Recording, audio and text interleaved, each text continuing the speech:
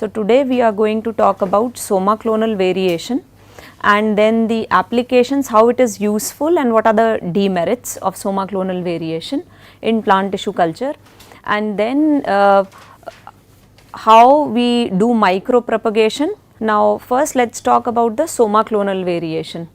So the growth of the plant cell and their regeneration is an asexual process which involves mitotic division of cells. So we know now the ability of the plant cells to regenerate, because they are totipotent in nature, is because of this successive continuous division of plant cells. So which is because of the mitotic process.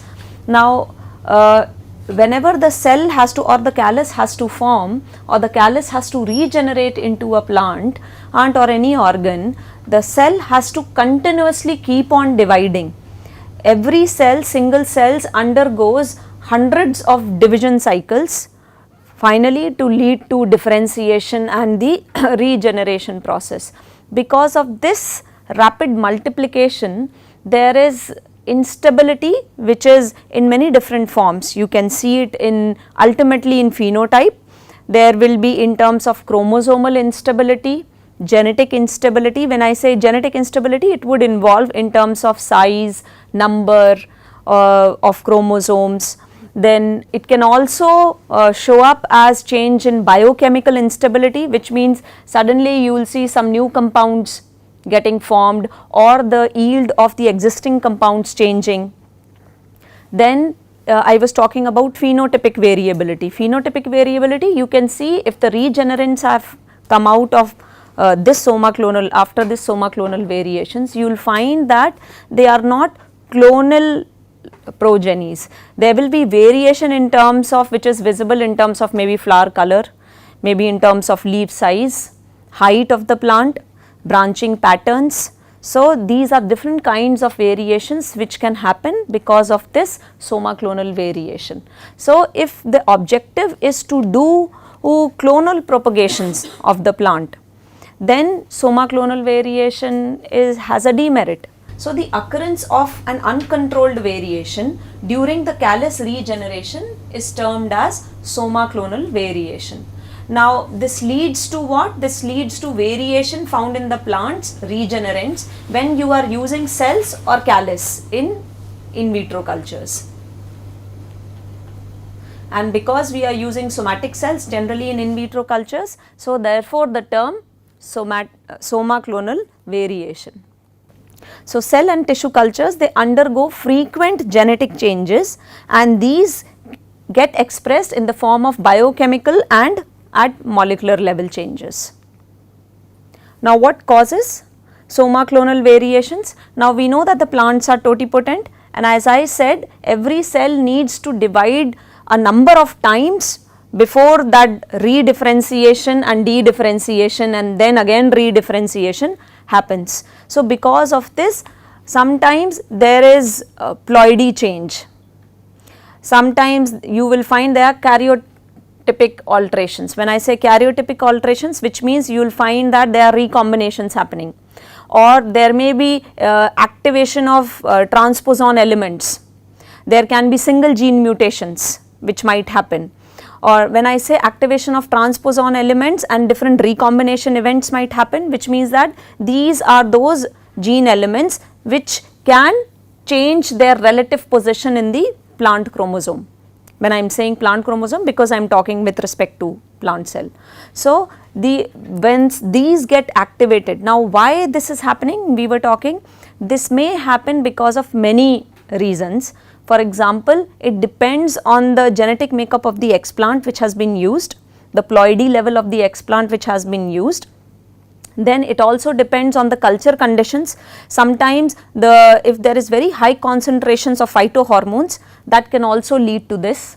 If there are stress conditions, those who work in plant tissue cultures, it is recommended that the time of subculture, the uniformity of the inoculum which you use, which means the quality of inoculum, has to be taken care of. The reason to avoid these somaclonal variations, if the objective, whether it is to produce a secondary metabolite, the product quality and the product quantity has to be kept consistent.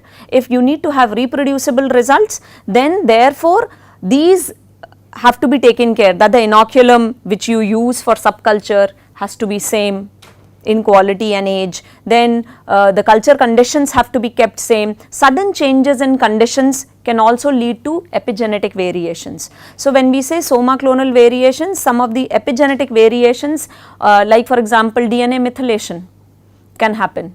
So which is also a part of an example of which can cause somaclonal variation. Then I said some even addition of chemicals like colchicine. Now this may bring about a change in the chromosome number and the ploidy levels.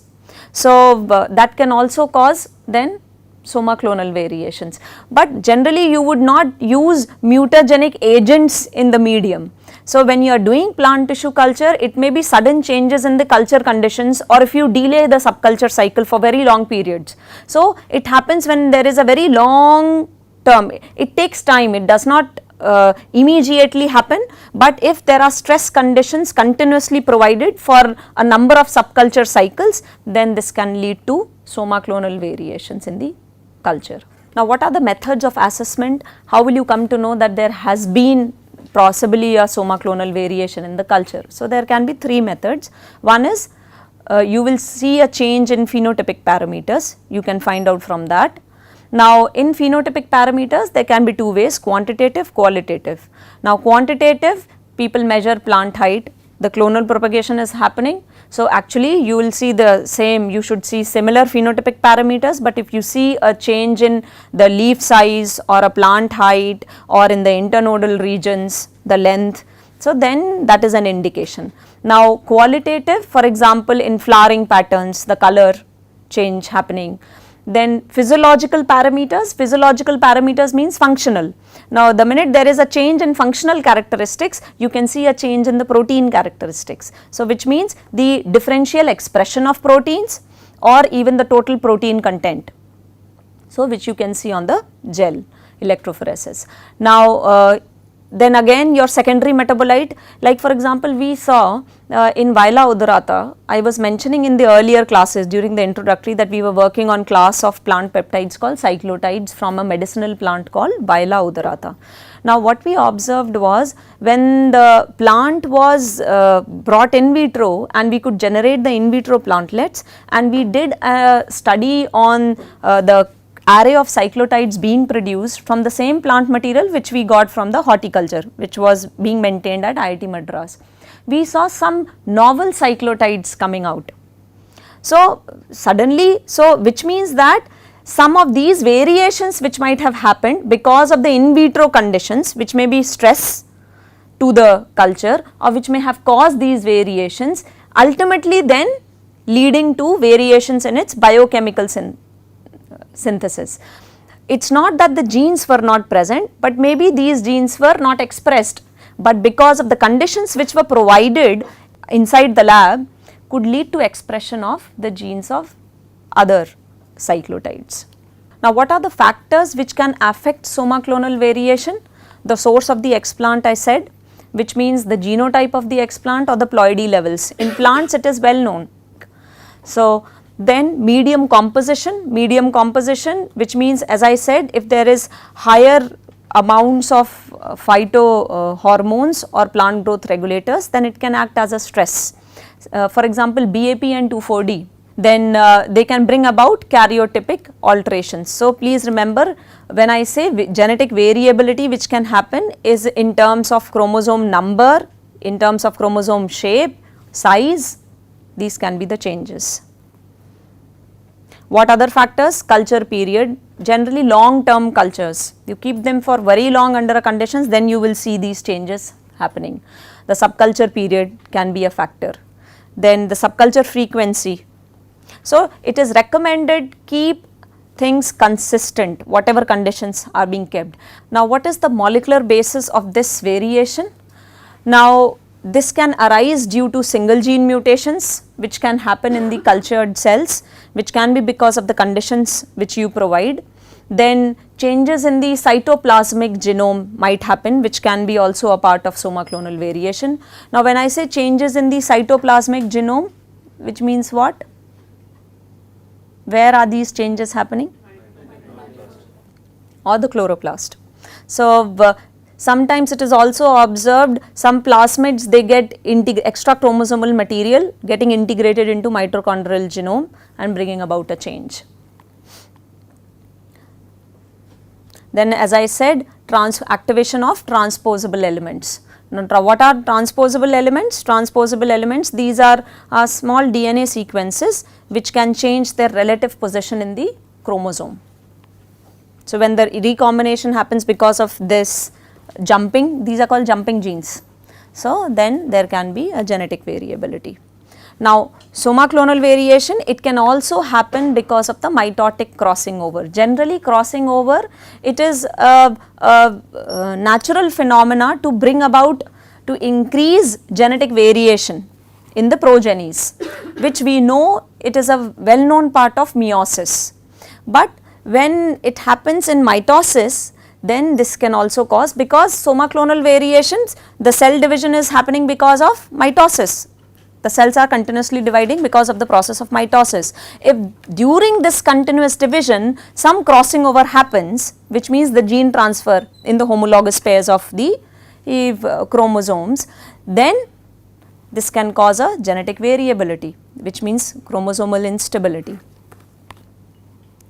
Now changes in organelle, DNA, then also because of there is protein variation as we had spoken about. So there can be ultimately a change in enzymes.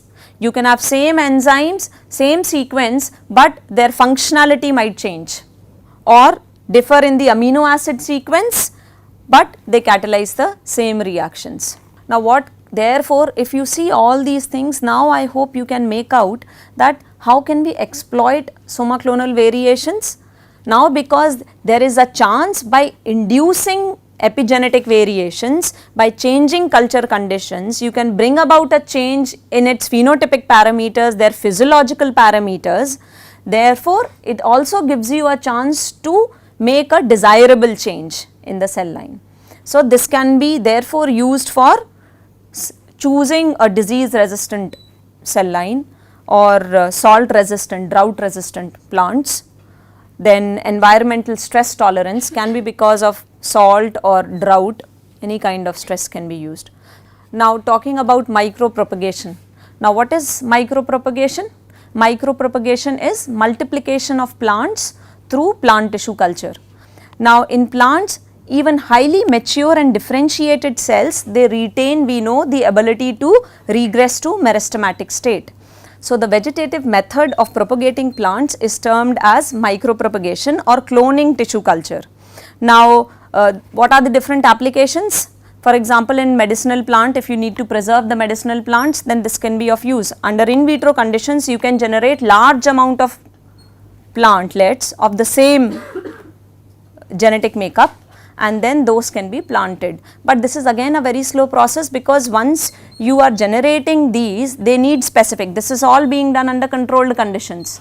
So very gradually then and hardening of these plantlets is required so as to get them acclimatized to environmental outside conditions, and then they are transferred. So what is required? The differentiated cell undergoes dedifferentiation, redifferentiation, and then a new plant is obtained. Now let us see what are the different kinds of micropropagation methods.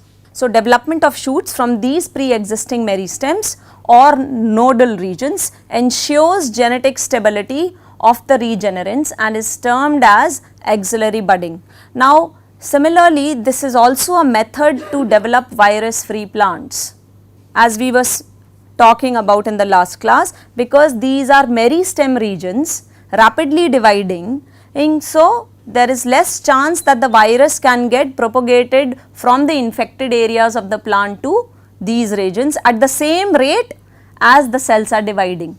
And moreover, on top of it, the vascular bundle is still not formed, so the chances that the virus can propagate to these regions is missing or is less. Now the principal method for propagation in industry is axillary budding. Now what is adventitious budding? Adventitious budding is from directly the explant, from the organs you see new de novo meristems in induction, which means that they are not from the existing meristems region, but new meristematic regions get formed, and directly from the explant you see organogenesis happening.